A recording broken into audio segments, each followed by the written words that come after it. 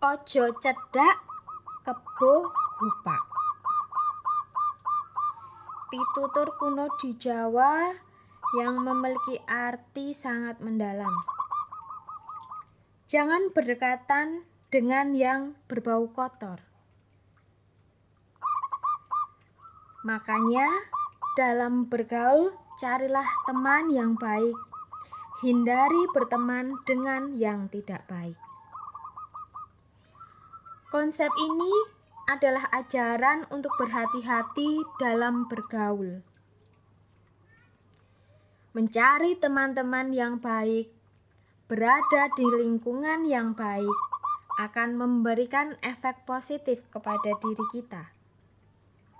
Sebaliknya, jika kita berteman dengan orang yang sudah gupak atau belepotan kesalahan, misalnya orang yang melanggar aturan atau norma masyarakat, misalnya mereka melakukan molimo, madat, main, maling, minum, lan madon. Perbuatan tidak baik itu berupa hal-hal yang membuat kecanduan, termasuk narkoba, judi, mencuri, mabuk akibat minuman keras, hingga main perempuan.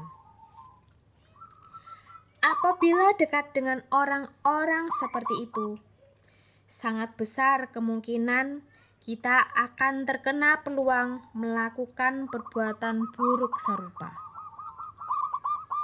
Seperti yang sering kita dengar, berteman dengan penjual minyak wangi, kita juga ikut wangi. Berteman dengan pandai besi, kita juga ikut terkena abunya. Hati-hati dan bijaksana memilih teman sangatlah penting dalam kehidupan kita. Dalam dunia wayang, fenomena tersebut yang terjadi pada Karna Basusena.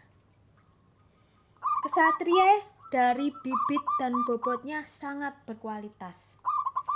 Menjadi sia-sia di dunia karena berada pada kubu yang zalim. Pada suatu ketika, saat beranjak dewasa, Karna ikut ayahnya sowan ke istana Astina. Di sana ia melihat para pangeran Astina, Kurawa dan Pandawa sedang bergeladi, berbagi ilmu di bawah asuhan serta komando sang guru, Bambang Kumbayana alias Durna. Karena tertarik ingin ikut belajar dan menjadi murid Durna di Padepokan Sukalima. Namun, impiannya kandas. Ia ditolak Durna karena statusnya dianggap berderajat sudra, Sampali. Ia ditolak Durna karena statusnya dianggap berderajat sudra Sampali atau jelata. Padahal, sejatinya Karna ialah Trahing Kusuma Rembesing. Padahal sejatinya Karna ialah Trahing Kusuma Rembesing Madu atau berdarah biru, alias keturunan kaum Ningrat, bahkan juga anak dewa. Karena kecewa dengan penolakan itu. Namun, itu tidak sampai membuatnya mutung atau patah hati. Ia belajar dan berlatih sendiri berbekal ilmu yang ia curi dari Durna ketika mendidik Kurawa dan Pandawa. Merasa masih belum percaya diri, Karna kemudian berguru kepada Resi Ramaparasu dalam suatu periode. Karna kemudian menjadi pemuda tampan dan sakti mandraguna. Salah satu keistimewaannya, ia mahir memanah dan bahkan mampu menyaingi kepintaran Arjuna, murid terbaik Durna. Kehebatan memanahnya itu secara diam-diam ia tunjukkan ketika Pandawa dan Kurawa melaksanakan ujian pendadaran siswa Sukalima.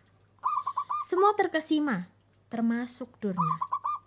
Bahkan Arjuna sempat tersulut emosi karena merasa diremehkan sehingga sempat terjadi perkelahian. Durna marah dan mengusir Karna untuk meninggalkan tempat jika tidak ingin menerima hukuman negara. Namun, atas saran